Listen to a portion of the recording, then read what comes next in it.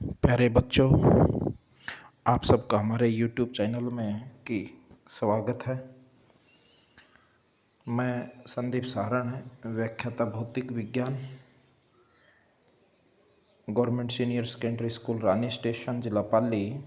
हमारे YouTube channel में आप सबका बहुत बहुत स्वागत है। इस भौतिक विज्ञान के टॉपिकों की सीरीज़ में आज हम एक नए टॉपिक के साथ आपके सामने पुनः प्रस्तुत हुए हैं और मैं समझ सकता हूं कि इस ऑनलाइन क्लासेस की सीरीज़ में भौतिक विज्ञान की इस टॉपिकों की सीरीज़ में आगे बढ़ते हुए हम आज अध्याय प्रथम के अंतिम टॉपिक की आज चर्चा करेंगे। और पहले वाले टॉपिक का आप सबको अच्छे से समझ में आए होंगे। इसी उम्मीद के साथ आज का हमारा टॉपिक रहेगा कि एक समान विद्युत क्षेत्र में किसी विद्युत द्विध्रुव को रखा जाए तो उस पर आरोपित होने वाला बल व बलाघूर्ण क्या होगा। देखिए, बल क्या होता है? किसी वस्तु पर वह धक्का या खिंचाव जो उसकी अवस्था में परिवर्तन करे, बल कहलाता है। यहाँ हम देख पाएंगे कि जब किसी क्षेत्र में किसी आवेश को रखा जाता है तो वह आवेश एक विद्युत बल का अनुभव करेगा और कूलाम के नियम अनुसार उस पर लगने वाले बल की दिशा इस बात पर निर्भर करेगी कि उस आवेश की प्रकृति कैसी है। यदि उस आवेश की प्रकृति धनात्मक है तो विद्युत क्षेत्र की दिशा में बल की दिशा होगी। यदि आवेश की प्रकृति ऋणात्मक है तो विद्युत क्षेत्र की दिशा के विपरीत दिशा में बल की दिशा होगी। बलाघूर्ण, ये हमने 11th क्लास भौतिक विज्ञान में भी पढ़ा था कि बलाघूर्ण जब किसी वस्तु पर बाह्य बल आरोपित किया जाता है तो वह वस्तु अपनी अक्ष के विपरीत यानी अपनी अक्ष के चारों ओर घूमने की प्रवृत्ति रखती है। इसे हम बलाघूर्ण कहते हैं।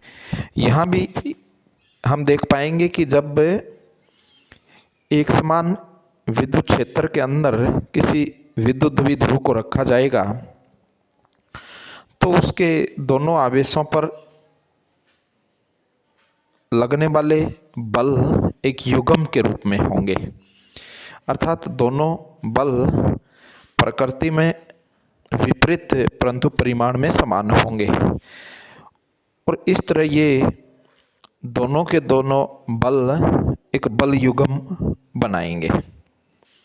यानी बल युग्म का मतलब बलों का जोड़ा, एक धनात्मक और एक ऋणात्मक।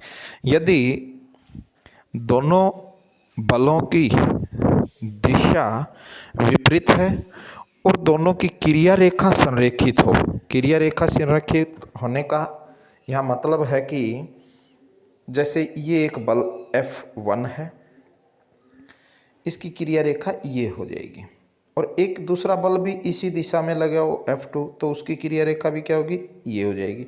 तो आप देख पा रहे होंगे कि दोनों की क्रिया रेखा परस्पर एक ही लाइन में है और जब दोनों की क्रिया रेखा एक ही लाइन में है तो क्रिया रेखाओं के मध्य दूरी क्या हो जाएगी, शून्य। और क्रिया रेखाओं के मध्य दूरी शून्य होगी तो परिणामी बलाघूर्ण का मान शून्य हो जाएगा।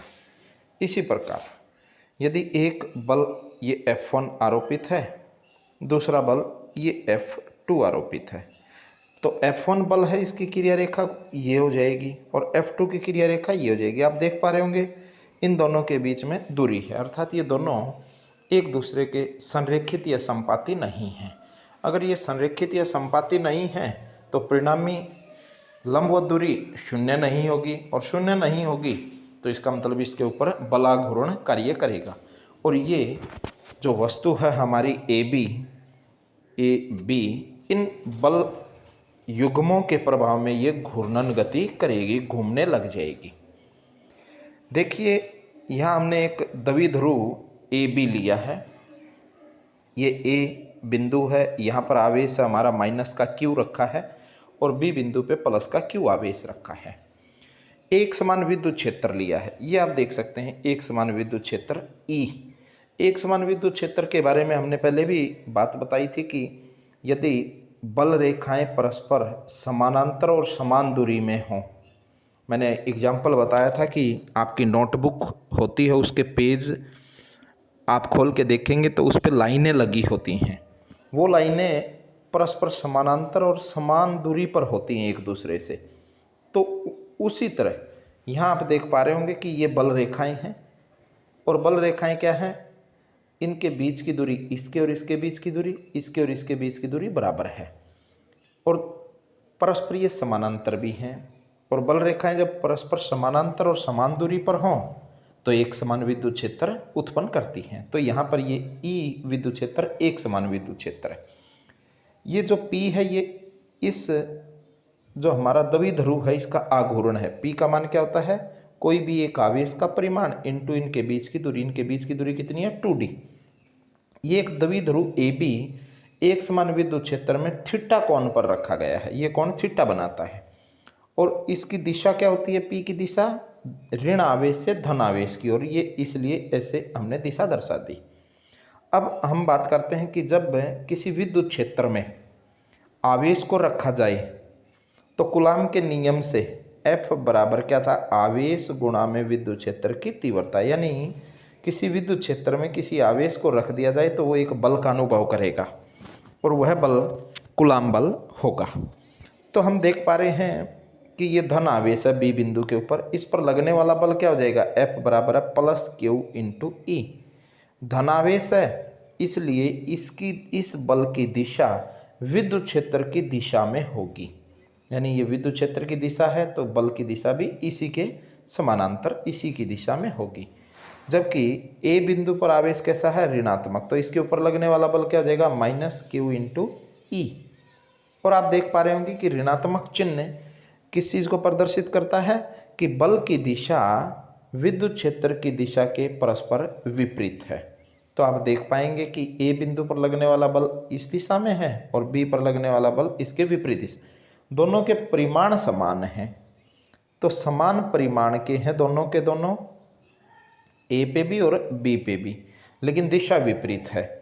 और इन दोनों की क्रिया रेखा देखिए, इसकी क्रिया रेखा किधर होगी, ये, और इसकी क्रिया रेखा क्या होगी, ये।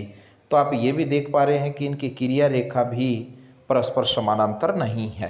तो जब क्रिया रेखा परस्पर समानांतर ना हो तो इसका मतलब क्या हुआ कि इनके बीच में इन बल युग्मों के कारण इसके ऊपर बलाघूर्ण आरोपित होगा, जिसके कारण ये घूर्णन गति करेगा। और घूर्णन गति करेगा तो इसका सीधा सा मतलब हुआ कि इसके ऊपर कोई बलाघूर्ण कार्यरत था।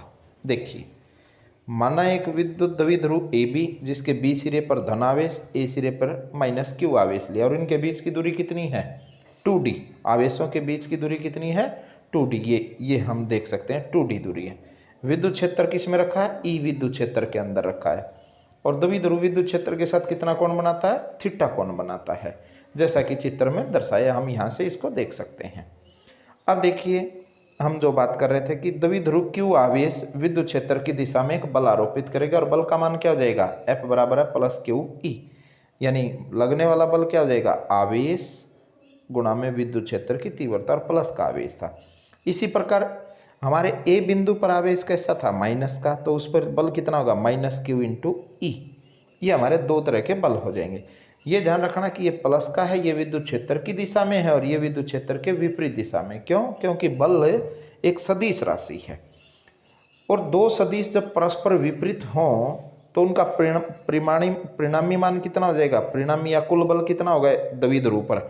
दोनों को जोड़ देंगे, दोनों को जोड़ोगे तो कितना आंसर हो जाएगा, 0। क्यों, क्योंकि दोनों के मान समान हैं, यानी आवेश भी बराबर हैं, विद्युत क्षेत्र की तीव्रता का मान भी बराबर है। तो इसका मतलब जैसे फॉर एग्जाम्पल आवेश मान लीजिए 2 कूलाम था, प्लस का 2 कूलाम, इंटू विद्युत क्षेत्र की तीव्रता 3 न्यूटन पर कूलाम है, तो कितना हो जाएगा +6 न्यूटन। इसी प्रकार ऋणात्मक में भी कितना था -2 कूलाम, और ये कितनी होगी 3 न्यूटन पर कूलाम, तो आंसर कितना आ गया -6 न्यूटन। तो कुल बल कितना हो जाएगा, दोनों को जोड़े एक +6 न्यूटन था और एक -6 न्यूटन, तो आंसर कितना हो गया 0। तो परिणामी बल कितना हो गया 0। परिणामी बल 0 होने का मतलब क्या हुआ, देखिए F बराबर है 0। हम न्यूटन के द्वितीय नियम से देख सकते हैं कि बल क्या होता है M × A बराबर है 0। M क्या है, यहाँ पर वस्तु का द्रव्यमान और A उस पर लगने वाले त्वरण का मान है। M तो 0 हो ही नहीं सकता, तो कौन 0 हो जाएगा, A बराबर है 0, और A 0 है तो इसका मतलब त्वरण 0 है। त्वरण 0 होगा तो क्या कहेंगे कि एक समान विद्युत क्षेत्र में हमारा विद्युत द्विध्रुव स्थानांतरण गति नहीं करेगा। स्थानांतरण गति करने का मतलब क्या है कि यदि त्वरण 0 हो तो यह त्वरित नहीं होगा, ऐसे भी बोल सकते हैं। परीक्षा में ऐसा पूछा जा सकता है कि सिद्ध करो कि, परीक्षा में कैसे पूछ सकते हैं, सिद्ध करो कि एक समान विद्युत क्षेत्र में रखे द्विध्रुव में स्थानांतरण गति नहीं होती। अर्थात ये भी पूछा जा सकता है कि सिद्ध करो कि एक समान विद्युत क्षेत्र में रखे गए द्विध्रुव में त्वरित गति में त्वरण का मान 0 होता है। तो हम यहाँ से बता सकते हैं कि दोनों के ऊपर समान व विपरीत बल लगने के कारण परिणामी बल कितना हो गया, परिणामी बल का मान 0, अतः यह स्थानांतरण गति नहीं करेगा। लेकिन इससे आगे देखते हैं हम कि ये दोनों के दोनों बल हैं, हमने जो बात की ये दोनों के दोनों बल क्या हैं, बल युग्म बना रहे हैं दोनों, और इसकी क्रिया रेखा ये है, इसकी क्रिया रेखा ये है, तो दोनों की क्रिया रेखा संरेखी नहीं है, यानी एक ही रेखा पे नहीं आती। एक ही रेखा पे नहीं आती तो इसका मतलब क्या होगा कि बल परिणामी बल 0 है लेकिन ये घूर्णन जरूर करेगा, यानी घूर्णन गति होगी। तो हम देख सकते हैं कि +Q और -Q पर लगने वाला बल संरेखी नहीं है।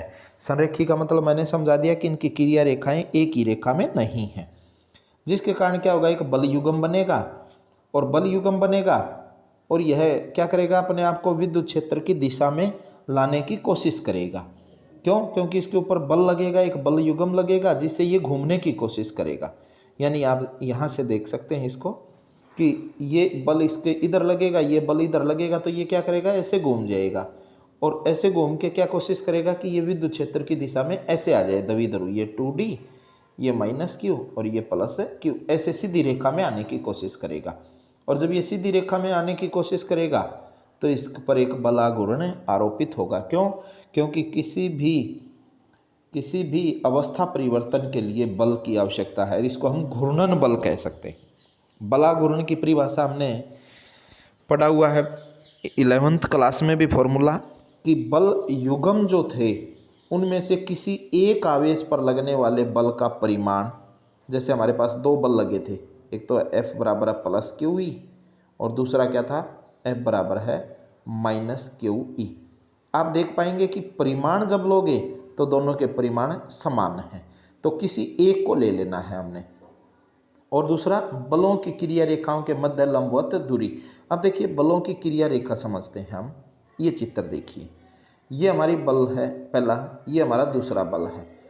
दूरी तो ये भी है, दूरी तो ये भी ले सकते हैं, लेकिन ये क्या है, लंबवत दूरी नहीं है। लंबवत दूरी का मतलब यही होता है कि दोनों क्रिया रेखाओं के मध्य सबसे छोटी दूरी, और सबसे छोटी दूरी आप देख सकते हैं, 2 रेखाओं के बीच सबसे छोटी दूरी ऐसी एक दूरी होती है जो 90 डिग्री का कोण बनाए, इसलिए इसको लंबवत दूरी, सबसे छोटी दूरी या दोनों के मध्य विस्थापन कह सकते हैं। तो आप देख पा रहे होंगे कि ये बल और ये बल, इनके बीच में सबसे छोटी दूरी कौन सी होगी, हम एक लंब खींच दें, ऐसे एक 90 डिग्री पे लंब खींचेंगे तो ये बन जाएगा B से C, ये 90 डिग्री की आप देख सकते हो चित्र से। ये वाली जो हमारी क्या है, लंबवत दूरी है B से C, दोनों क्रिया रेखाओं के बीच की। तो हम इस फॉर्मूले में मान रखते हैं कि टॉर्क यानी इंग्लिश शब्द तो टॉर्क है, हिंदी में इसको बला गुणन और इसका सिंबल ऐसे लिखते हैं हम टाउ से। किसके बराबर हो गया? कोई भी एक बल का परिमाण, देखो मैं यहाँ लिखता हूँ टाउ बराबर है, दो बल थे क्यू ई, किसी एक का परिमाण ले लो क्यू ई, गुणा में लंबवत दूरी कौन सी होगी? बी से सी के बराबर। आप पुनः एक बार इस चित्र को देख सकते हैं, ये लंबवत दूरी हमारी बी से सी। अब हमें पता नहीं है ये कितनी दूरी, हमें किसका पता है? 2D का। तो हमारे पास ये समकोण त्रिभुज है एक, ये वाली एक समकोण त्रिभुज है ABC, और समकोण त्रिभुज में हम क्या जानते हैं? इसका मान हमने निकालना है BC का, पता किसका है? AB का। तो त्रिकोणमिति का प्रयोग करेंगे, BC बटे हुए AB। देखिए ये 90 डिग्री का कोण है, ये कोण हमारा थीटा है, क्यों? ये और ये समानांतर रेखा है, तो यहाँ जितना कोण बनेगा वहाँ इतना ही कोण यहाँ थीटा कोण बनेगा। ये थीटा कोण है तो ये भी थीटा कोण बनेगा। तो BC बटे हुए AB किसके बराबर हो जाएगा? देखिए जब कोण होता है उसके सामने जो भुजा होती है उसको हम बोलते हैं लंब। ये तो हो गया हमारा BC, तो हो गया लंब, लंब बटे हुए A से B, ये बड़ी भुजा है, ये क्या होगी? कर्ण। लंब बटे कर्ण क्या होता है? Sine theta, sine theta. तो हमें पता लग गया कि BC बराबर है AB साइन ऑफ थीटा, और AB का मान कितना है? 2D sine theta. ये हमारा BC का मान निकल गया। इसको उठा के हम फॉर्मूले के अंदर रख देंगे। ये हमारा फॉर्मूला है, देखिए QE इंटू BC। चित्र से समकोण त्रिभुज हमने ABC ली, ऐसे थी त्रिभुज हमारी, ये A था, ये B था और ये C था। ये हमारी 2D दूरी थी, ये कोण थीटा था। तो हमने क्या किया? BC निकालनी है इस समकोण त्रिभुज में। देखो BC बटे 2D, यानी BC ये हो गया, ये तो हमारा लंब हो गया, ये आधार हो गया, ये हमारा कर्ण हो गया। तो लंब बटे कर्ण लिया हमने, लंब बटे कर्ण क्या हो जाएगा? साइन थीटा के बराबर है, और BC किसके बराबर हो गया? 2D sine theta. सूत्र में BC का मान रखेंगे, ये हमारा सूत्र है। तो बला गुणन क्या हो जाएगा? QE ऐसे कैसा, और ये BC का मान क्या रख दिया? उठा के यहाँ से मान रख दिया 2D साइन थीटा। लेकिन हमें इस बात का पता है कि बला गुणन क्या होता है? आवेश इंटू 2D, यानी विद्युत द्विध्रुव आघूर्ण की परिभाषा से, विद्युत द्विध्रुव आघूर्ण की परिभाषा क्या थी? आवेशों के युग्म में किसी एक आवेश का परिमाण व उन आवेशों के मध्य दूरी के गुणनफल को P कहते हैं, हम विद्युत द्विध्रुव आघूर्ण कहते हैं। तो P क्या हो गया? Q इंटू 2D, यानी 2QD। यहाँ इसमें मान रख के देखो, मान रखोगे क्या था? ये QE 2D साइन थीटा, ये वाली इक्वेशन है। Q और 2D मिलके क्या बना देंगे? P। बच गया क्या? PE sine of theta. ये हमारा आंसर आ जाएगा बल आघूर्ण का। EP साइन थीटा कह लो या PE साइन थीटा कह लो, ये हमारा बल आघूर्ण का फॉर्मूला बन जाएगा।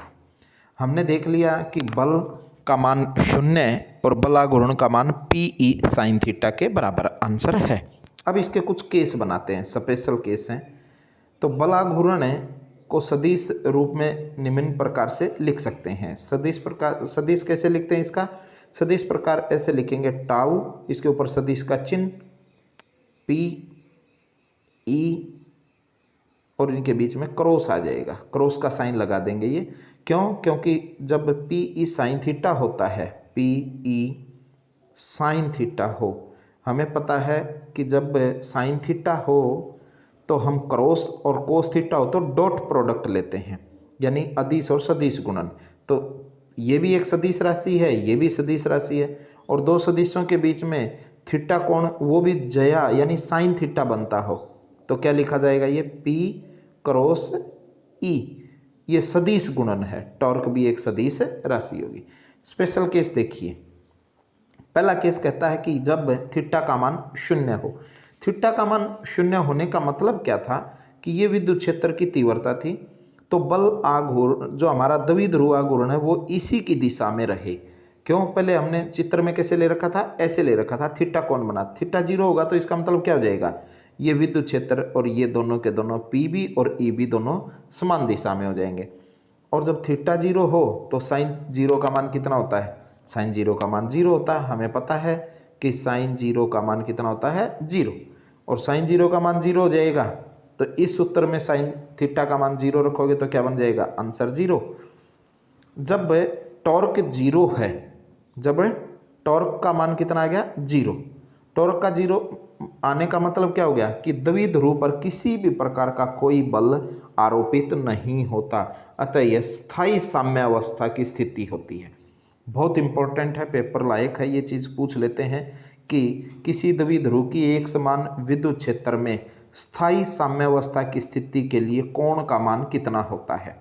तो कोण कितना मान है, थीटा का मान जीरो, ये स्थायी साम्य स्थिति है। दूसरा केस, यदि थीटा का मान 180 हो तो हमें इस बात का पता है कि साइन 180 का मान भी जीरो होता है, तो साइन 180 का मान भी जीरो हो जाएगा तो टॉर्क का मान कितना हो गया, जीरो। देखिए इस अवस्था में और इस अवस्था में थोड़ा सा अंतर है, दोनों में टॉर्क जीरो है, यहाँ भी आप देख रहे हैं टॉर्क जीरो, यहाँ भी टॉर्क जीरो, लेकिन यहाँ थीटा जब जीरो है तो P और E दोनों समानांतर हैं, और जब दोनों समानांतर होते हैं तो उसको स्थायी साम्य अवस्था बोलते हैं। और जब 180 डिग्री का कोण है, इसका मतलब हो गया P की दिशा और E की दिशा परस्पर विपरीत है, P की दिशा और E की दिशा परस्पर विपरीत है, अर्थात ये अस्थायी साम्य अवस्था होगी। इस शब्द को ध्यान देंगे, स्थायी साम्य अवस्था का मतलब थीटा जीरो और अस्थायी साम्य अवस्था का मतलब थीटा 180, दोनों ही अवस्थाओं में टॉर्क नहीं लगेगा। तीसरा केस है कि जब थीटा का मान 90 डिग्री हो, अर्थात विद्युत द्विध्रुव हमारे विद्युत क्षेत्र के लंबवत हो, थीटा का मान 90 हो तो साइन 90 का मान कितना होता है, 1, तो वैल्यू रखोगे तो torque is equal to P गुणा में E गुणा में साइन 90 का मान 1, तो किसके बराबर हो गया, P इंटू E। और देखेंगे तो ये सबसे अधिक मान है, इसलिए इसको बला घूर्ण का अधिकतम मान कहते हैं। तो ये पूछ लिया जा सकता है कि बला घूर्ण का अधिकतम मान किस कोण पर रखें द्विध्रुव को कि अधिकतम बला घूर्ण आरोपित हो, तो आप बोलेंगे थीटा का मान 90 डिग्री। अब देखिए इसी फॉर्मूले की हम बात करेंगे। लंबवत तो रख दिया हमने, लंबवत रख दिया, अगर विद्युत क्षेत्र की तीव्रता 1 न्यूटन प्रति कूलाम ले ली जाए तो ई क्या हो जाएगा, टॉर्क बराबर है 1 गुणा में P। तो टॉर्क की वैल्यू किसके बराबर होगी, टॉर्क की वैल्यू होगी हमारे P के बराबर, ये मैंने लिख दिया टॉर्क का मान P। तो इससे क्या परिभाषा होगी, आप देख पा रहे होंगे कि टॉर्क का मान P के बराबर हो जाएगा, कब, देखो वैद्युत द्विध्रुव आघूर्ण है, बल युग्म के आघूर्ण के तुल्य है, जो द्विध्रुव पर तब कार्य करेगा जब एकांक तीव्रता के समरूप क्षेत्र के लंबवत रखा जाए। देखो सारी कंडीशन लगा दी इसमें, एकांक विद्युत क्षेत्र हो, थीटा का मान 90 हो, तो उस स्थिति में द्विध्रुव आघूर्ण बलाघूर्ण के बराबर हो जाएगा।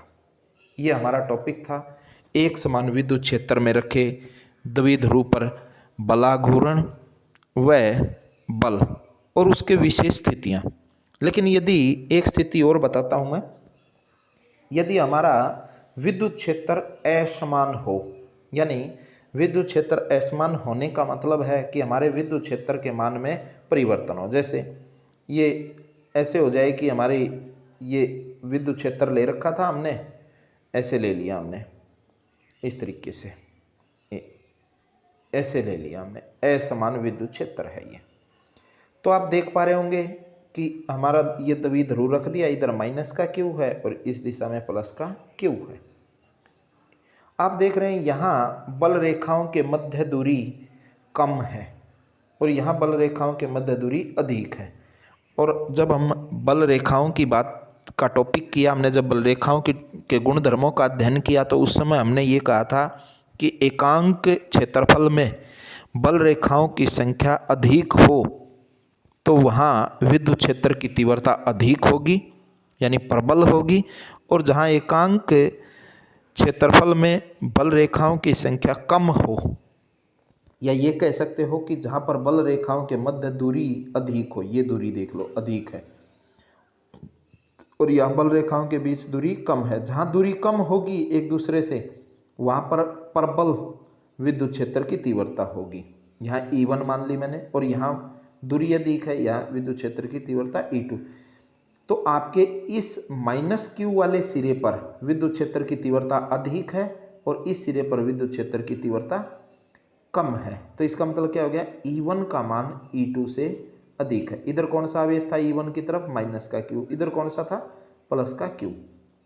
तो अब बल निकालिए, तो क्या हो जाएगा, मैंने यहाँ ले लिया, माना माइनस Q पे विद्युत क्षेत्र की तीव्रता E1 और प्लस Q पे कौन सी है, E2, और E1 का मान E2 से बढ़ा लिया मैंने। तो आप देख पाएंगे कि प्लस Q पर बल का मान कम होगा, माइनस Q पर बल का मान अधिक होगा। मैंने यहाँ लैंग्वेज लिख दी कि माइनस Q आवेश पर बल का मान प्लस Q आवेश बल की तुलना में अधिक होगा। जैसे हमने पहले ले लिया कि F1 माइनस वाले पे मैंने बल लिया Q इंटू E1, और दूसरे बल लिया F2 किसके बराबर ले लिया, प्लस Q इंटू E2। क्यों, कूलाम का नियम क्या कहता है कि किसी भी आवेश पर लगने वाला बल उस आवेश के ऊपर आरोपित विद्युत क्षेत्र की तीव्रता के गुणनफल के बराबर होगा। अब यहाँ से देख सकते हैं E1 बड़ा है, E2 छोटा है, तो परिमाण में जब इसका मान निकालेंगे तो ये प्लस माइनस से दोनों प्लस बन जाएंगे, ये ऐसे बन जाएगा। इधर हो गया QE1 F1 का मान हो गया, और QE2 ये मान किसका हो गया, F2 का। और E1 बड़ा है तो इसका मतलब F1 बड़ा हो गया, E2 छोटा है तो F2 छोटा हो गया। तो क्या हो जाएगा, F1 बड़ा हो जाएगा F2 से, परिमाण में बड़ा हो जाएगा। परिमाण में बड़ा होगा तो परिणामी बल क्या होगा, F बराबर है F1, परिमाण निकालो, F बराबर है माइनस QE1 प्लस QE2।